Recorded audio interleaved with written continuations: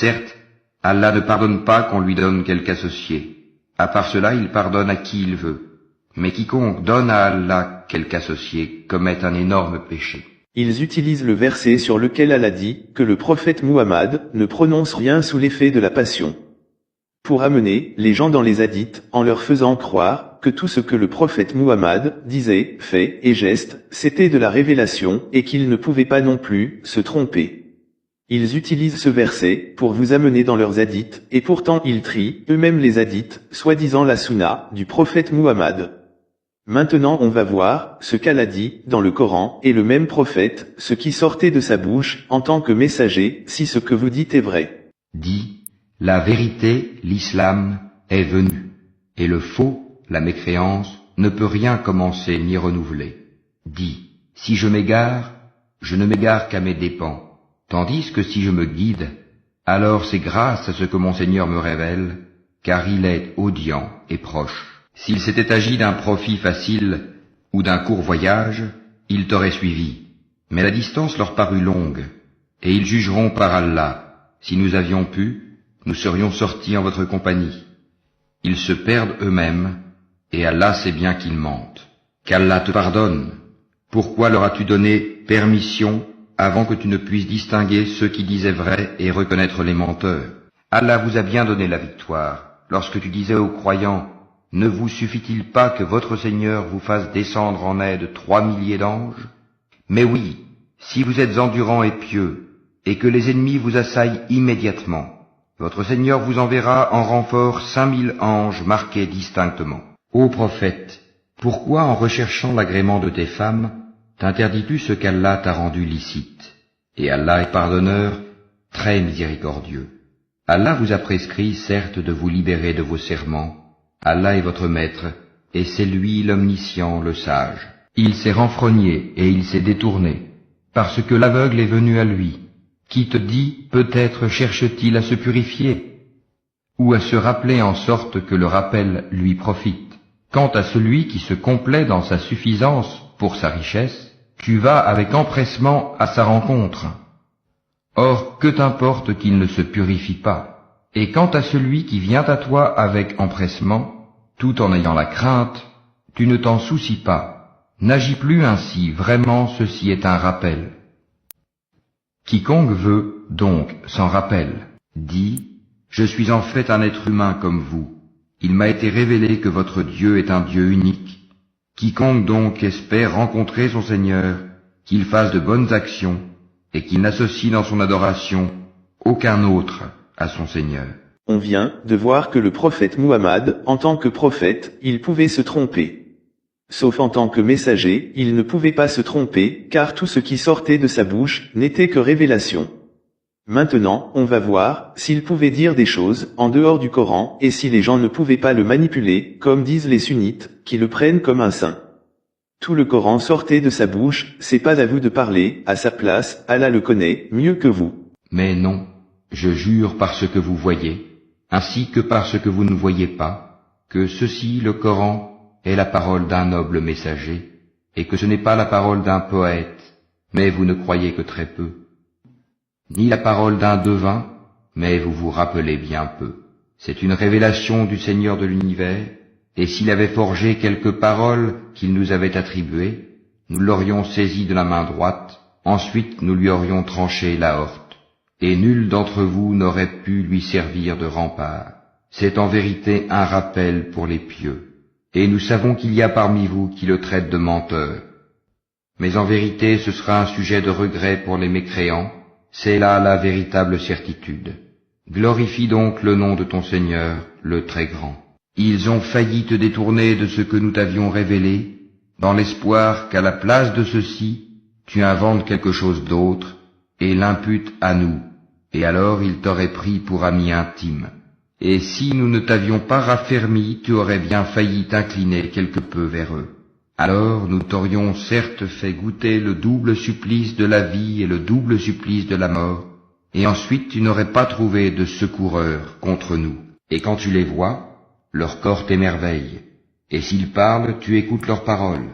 Ils sont comme des bûches appuyées contre des murs, et ils pensent que chaque cri est dirigé contre eux. L'ennemi c'est eux, prends-y garde, qu'Allah les extermine, comme les voilà détournés du droit chemin. Si le prophète Muhammad, Allah, le menace, contre des paroles, qu'il aurait dites en dehors de lui. Dites-moi, d'où vous viennent vos hadiths. Après vous pouvez encore nier, comme d'habitude. Réfléchissez très bien. Les sunnites disent qu'il y a qu'eux qui vont rentrer au paradis, et les chiites disent la même chose. Ils copient leurs voisins, les gens du livre, et pourtant ils lisent le livre d'Allah, le Coran. Allah nous dit quoi? Écoutons. Et ils ont dit, nul n'entrera au paradis que juifs ou chrétiens. Voilà leur chimère. Dis, donnez votre preuve si vous êtes véridique. Non, mais quiconque soumet à Allah son être tout en faisant le bien, aura sa rétribution auprès de son Seigneur. Pour eux, nulle crainte, et ils ne seront point attristés. Et les Juifs disent, les chrétiens ne tiennent sur rien, et les chrétiens disent, les Juifs ne tiennent sur rien, alors qu'ils lisent le livre. De même, ceux qui ne savent rien tiennent un langage semblable au leur. Eh bien, Allah jugera ce sur quoi ils s'opposent au jour de la résurrection. Ô mes serviteurs, vous ne devez avoir aucune crainte aujourd'hui, vous ne serez point affligés. Ceux qui croient en nos signes et sont musulmans, entrez au paradis, vous et vos épouses, vous y serez fêtés. Et quiconque désire une religion autre que l'islam ne sera point agréé, et il sera dans l'au-delà parmi les perdants. Comment Allah guiderait-il des gens qui n'ont plus la foi, après avoir cru et témoigné que le messager est véridique, et après que les preuves leur sont venues?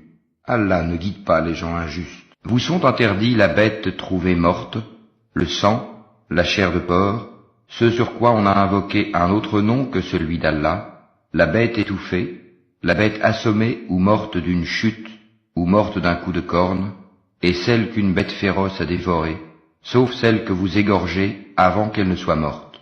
Vous sont interdits aussi la bête qu'on a immolée sur les pierres dressées, ainsi que de procéder au partage par tirage au sort au moyen de flèches, car cela est perversité.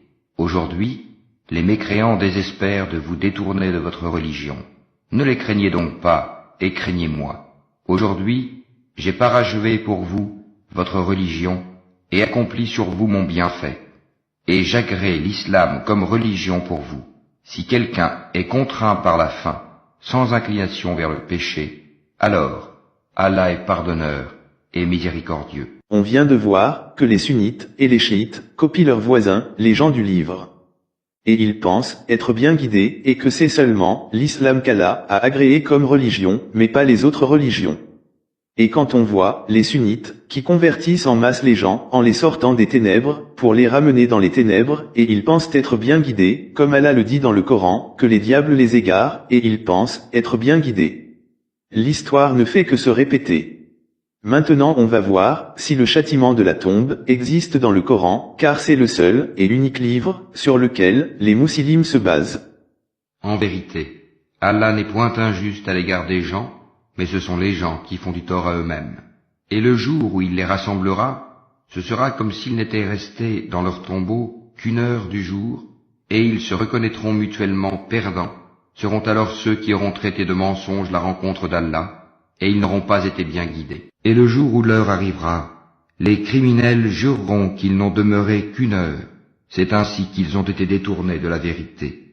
Tandis que ceux à qui le savoir et la foi furent donnés diront, vous avez demeuré d'après le décret d'Allah jusqu'au jour de la résurrection. Voici le jour de la résurrection, mais vous ne saviez point. Et le jour où seront présentés au feu ceux qui ont mécru, on leur dira, ceci n'est-il pas la vérité? Ils diront, mais si, par notre Seigneur. Il dira, eh bien goûtez le châtiment pour votre mécréance. Endure, Mohammed, donc, comme ont enduré les messagers doués de fermeté, et ne te montre pas trop pressé de les voir subir leur châtiment. Le jour où ils verront ce qu'il leur est promis, il leur semblera qu'ils n'étaient restés sur terre qu'une heure d'un jour. Voilà une communication. Qui sera donc anéanti, sinon les gens pervers? Le jour où l'on soufflera dans la trompe, ce jour-là, nous rassemblerons les criminels tout bleus de peur. Ils chuchoteront entre eux. Vous n'êtes restés là que 10 jours. Nous connaissons parfaitement ce qu'ils diront lorsque l'un d'entre eux, dont la conduite est exemplaire, dira « Vous n'êtes restés qu'1 jour ». et on soufflera dans la trompe, et voilà que des tombes, ils se précipiteront vers leur Seigneur, en disant, malheur à nous, qui nous a ressuscités de là où nous dormions, c'est ce que le tout miséricordieux avait promis, et les messagers avaient dit vrai. Ce ne sera qu'un seul cri, et voilà qu'ils seront tous amenés devant nous. Ils t'interrogent au sujet de l'heure. Quand va-t-elle jeter l'ancre? Quelle science en as-tu pour le leur dire? Son terme n'est connu que de ton Seigneur. Tu n'es que l'avertisseur de celui qui la redoute. Le jour où ils la verront, il leur semblera n'avoir demeuré qu'un soir ou un matin, ou comme celui qui passait par un village désert et dévasté. Comment Allah va-t-il redonner la vie à celui-ci après sa mort, dit-il. Allah donc le fit mourir et le garda ainsi pendant 100 ans. Puis il le ressuscita en disant, « Combien de temps as-tu demeuré ainsi ?»« Je suis resté un jour, dit l'autre, ou une partie d'une journée. »« Non, dit Allah, tu es resté 100 ans. Regarde donc ta nourriture et ta boisson.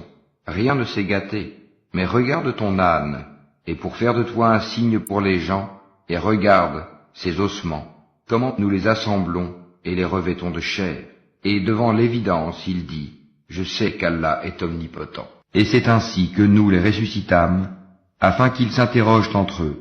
L'un parmi eux dit, « Combien de temps avez-vous demeuré là ?»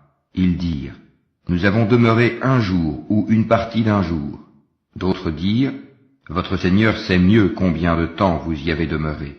Envoyez donc l'un de vous à la ville avec votre argent que voici, pour qu'il voie quel aliment est le plus pur, et qu'il vous en apporte de quoi vous nourrir, qu'il agisse avec tact, et qu'il ne donne l'éveil à personne sur vous. Et dans ce Coran, nous avons certes cité pour les gens des exemples de toutes sortes, et si tu leur apportes un prodige, ceux qui ne croient pas diront, certes, vous n'êtes que des imposteurs. C'est ainsi qu'Allah scelle les cœurs de ceux qui ne savent pas. Sois donc patient, car la promesse d'Allah est vérité, et que ceux qui ne croient pas fermement ne t'ébranlent pas. Dans les hadiths, les anges détestent l'odeur de l'ail, mais quand il s'agit de l'odeur d'un cadavre, là c'est autre chose. Alors qu'on sait que l'humain est l'une des créatures la plus puante pendant la décomposition, comment les anges vont apprécier ça? Et l'odeur de l'ail, ils ne la supportent pas. Ou vous allez dire que ce sont les anges du châtiment, et ce n'est pas pareil. Et l'ami en lumière, qui viendra pour le croyant, lui, il supporte les odeurs. Ah, j'avais oublié que les odeurs vont être transformées en musc pour les croyants. Vos seigneurs expliquent ce qu'Allah a oublié d'expliquer dans son livre. Et, on vient de voir que le prophète Muhammad, du Coran, nous dit le contraire de ce que le prophète Muhammad, des hadiths nous dit, vraiment, posez-vous les bonnes questions, car les diables font leur boulot. Et dans tout le Coran, nulle part Allah nous parle du Dajjal. Le Dajjal a fait quoi à Allah pour qu'il l'enchaîne dans une grotte et le destine au mal avant même qu'il vienne au monde? C'est pas Allah dans le Coran qui dit qu'il n'est pas injuste envers ses créatures. On sait tous la cause de la perdition d'Iblis Satan et de Pharaon. Quelle est la cause de Dajjal? Qu'a-t-il fait?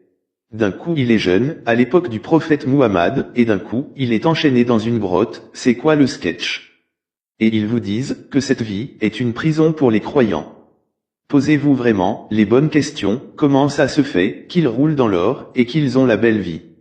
Si cette vie était réellement une prison pour les croyants et que ce sont eux, les summums, des croyants, en réalité, s'ils l'étaient, ils devraient être des SDF, en train de mendier et non dans le luxe, réfléchissez très bien. Allez-y, regardez leurs voisins, les gens du livre, c'est ce qu'ils disent à leurs fidèles, et c'est ce qu'Allah a dit à leur propos, qu'ils mangent les biens des gens, illégalement. Et c'est ce qu'ils font, les sunnites et les chiites, la religion est devenue un business. Et on leur avait dit de prendre la Kaaba que comme une direction. Regardez ce qu'ils font avec, car leur seigneur Boukhari et sa bande leur ont révélé que le prophète Muhammad faisait ce qu'ils font. Maintenant, on va voir que toutes vos questions de jurisprudence sont caduques, et vos histoires, comment ça se fait que, dès le commencement, toutes les créatures, rapprochées d'Allah, n'ont pas de réponse, et il n'y a que vous, qui avez toutes les réponses de vos passions. Lorsque ton Seigneur confia aux anges, « Je vais établir sur la terre un vicaire, khalifa », ils dirent, « Vas-tu y désigner un qui y mettra le désordre et répandra le sang ?» Quand nous sommes là à te sanctifier et à te glorifier, il dit, en vérité, je sais que vous ne savez pas. Et il apprit à Adam tous les noms de toutes choses, puis il les présenta aux anges, et dit, informez-moi des noms de ceux-là, si vous êtes véridiques dans votre prétention que vous êtes plus méritant qu'Adam. Ils dirent, gloire à toi, nous n'avons de savoir que ce que tu nous as appris. Certes, c'est toi l'omniscient, le sage. Il dit, ô Adam, informe-les de ces noms. Puis, quand celui-ci les eut informés de ces noms, Allah dit, ne vous ai-je pas dit que je connais les mystères des cieux et de la terre, et que je sais ce que vous divulguez et ce que vous cachez? Et Noé invoqua son Seigneur et dit, ô mon Seigneur, certes mon fils est de ma famille, et ta promesse est vérité, tu es le plus juste des juges. Il dit, ô Noé, il n'est pas de ta famille, car il a commis un acte infâme. Ne me demande pas ce dont tu n'as aucune connaissance. Je t'exhorte afin que tu ne sois pas du nombre des ignorants. Alors Noé dit, Seigneur, je cherche ta protection contre toute demande de ceux dont je n'ai aucune connaissance. Et si tu ne me pardonnes pas et ne me fais pas miséricorde, je serai au nombre des perdants. Il dit, ô mon Seigneur, comment aurais-je un garçon maintenant que la vieillesse m'a atteint et que ma femme est stérile? Allah dit, comme cela, Allah fait ce qu'il veut. Seigneur, dit Zacharie, donne-moi un signe. Ton signe, dit Allah, c'est que pendant 3 jours, tu ne pourras parler aux gens que par geste. Invoque beaucoup ton Seigneur, et glorifie-le en fin et en début de journée. Rappelle-toi, quand les anges dirent, ô Marie, certes Allah t'a élu et purifié, et il t'a élu au-dessus des femmes des mondes. Ô Marie, obéis à ton Seigneur, prosterne-toi et incline-toi avec ceux qui s'inclinent. Ce sont là des nouvelles de l'inconnaissable que nous te révélons, car tu n'étais pas là lorsqu'ils jetaient leur calame pour décider qui se chargerait de Marie. Tu n'étais pas là non plus lorsqu'ils se disputaient. Rappelle-toi, quand les anges dirent, ô Marie, voilà qu'Allah t'annonce une parole de sa part, son nom sera Al-Masih, Issa, fils de Marie, illustre ici-bas comme dans l'au-delà, et l'un des rapprochés d'Allah. Il parlera aux gens dans le berceau et en son âge mûr, et il sera du nombre des gens de bien. Elle dit, Seigneur, comment aurais-je un enfant alors qu'aucun homme ne m'a touché? C'est ainsi, dit-il, Allah crée ce qu'il veut. Quand il décide une chose, il lui dit seulement sois, et elle est, aussitôt. Et Allah lui enseignera l'écriture, la sagesse, la Torah et l'évangile. Ils diront, ils étaient 3 et le 4e était leur chien. Et ils diront, en conjecturant sur leur mystère, qu'ils étaient 5, le 6e étant leur chien. Et ils diront, 7, le 8e étant leur chien. Dis, mon Seigneur connaît mieux leur nombre. Il n'en est que peu qui le savent. Ne discute à leur sujet que d'une façon apparente et ne consulte personne en ce qui les concerne. Les sunnites vont toujours rejeter les versets de leur Seigneur, parce qu'ils ont toutes leurs réponses auprès de leur Seigneur, Bukhari et sa bande. Toutes les rapprochées d'Allah, Allah n'a pas voulu leur donner des détails, mais les sunnites, Allah leur a tout détaillé dans leurs hadiths. Quelle injustice et quelle contradiction! C'est Allah qui détaille ce qu'il veut, comme il veut. Qu'en déplaise aux associateurs et aux mécréants. Les sunnites et les chiites sont-ils meilleurs que les rapprochés d'Allah? Voilà ma question. Maintenant, on va voir avec la création, car leur Seigneur, Bukhari, et sa bande, leur ont dit, que Allah a créé l'ange Gabriel, avec 600 ailes. On va écouter, les paroles qui sortaient, de la bouche du même prophète, qui leur a dit ça. Qu'en déplaise aux associateurs, et aux mécréants. Allah fait alterner la nuit et le jour, il y a là un sujet de réflexion pour ceux qui ont des yeux. Et Allah a créé d'eau tout animal.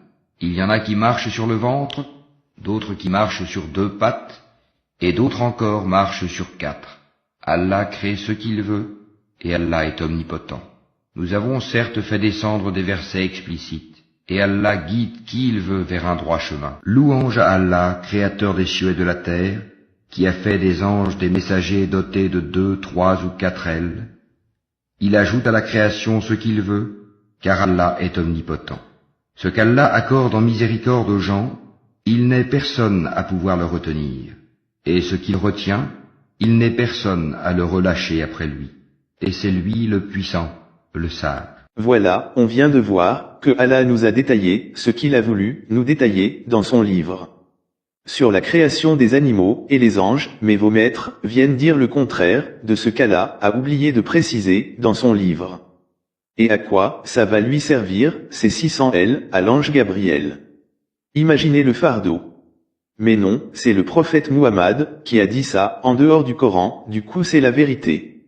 Qu'en déplaise aux associateurs et aux mécréants. Maintenant, on va voir si le prophète Muhammad était monté dans le ciel ou pas. Mais vos maîtres vous enseignent votre vérité sans la moindre preuve dans le Coran, comme Allah le dit, c'est avec des preuves qu'il faut et non vos hadiths. Il n'y a que Allah qui dit la vérité qu'en déplaise aux associateurs et aux mécréants. Gloire et pureté à celui qui de nuit fit voyager son serviteur Mohammed de la mosquée Al-Haram à la mosquée Al-Aqsa, dont nous avons béni l'alentour, afin de lui faire voir certaines de nos merveilles. C'est lui vraiment qui est l'audient, le clairvoyant. Et nous avions donné à Moïse le livre dont nous avions fait un guide pour les enfants d'Israël. Ne prenez pas de protecteur en dehors de moi. Et certes, nous avons déployé pour les gens dans ce Coran toutes sortes d'exemples, mais la plupart des gens s'obstinent à être mécréants. Et ils disent, nous ne croirons pas en toi jusqu'à ce que tu aies fait jaillir de terre pour nous une source, ou que tu aies un jardin de palmiers et de vignes, entre lesquels tu feras jaillir des ruisseaux en abondance, ou que tu fasses tomber sur nous, comme tu le prétends, le ciel en morceaux, ou que tu fasses venir Allah et les anges en face de nous, ou que tu aies une maison garnie d'ornements, ou que tu sois monté au ciel. Encore ne croirons-nous pas à ta montée au ciel, jusqu'à ce que tu fasses descendre sur nous un livre que nous puissions lire. Dis-leur, gloire à mon Seigneur. Ne suis-je qu'un être humain messager? Et rien n'empêcha les gens de croire quand le guide leur est parvenu, si ce n'est qu'ils disaient, Allah envoie-t-il un être humain messager? Et si leur indifférence t'afflige énormément, et qu'il est dans ton pouvoir de chercher un tunnel à travers la terre, ou une échelle pour aller au ciel pour leur apporter un miracle, fais le don, et si Allah voulait, il pourrait les mettre tous sur le chemin droit. Ne sois pas du nombre des ignorants. Voilà les preuves que le prophète Muhammad n'est jamais monté dans le ciel, mais vous préférez écouter et suivre vos maîtres, au lieu de suivre le vrai et seul maître, qui est Allah. Après vous dites que nous, qui suivons que le Coran, nous sommes des mécréants, car on rejette vos hadiths, donnez votre preuve dans le Coran. Puisqu'Allah a dit d'obéir aux messagers, jamais aux prophètes, mais vous vous détournez du message pour honorer vos maîtres. Mais sachez que le plus grand des mécréants, c'est Bukhari, qui a rejeté plus de 500 000 hadiths et en a gardé plus de 7 000 hadiths. Le deuxième des mécréants, c'est Muslim et toute leur bande. Les troisièmes des mécréants sont les 4 imams que chacun a pris, les hadiths qu'il a rangés.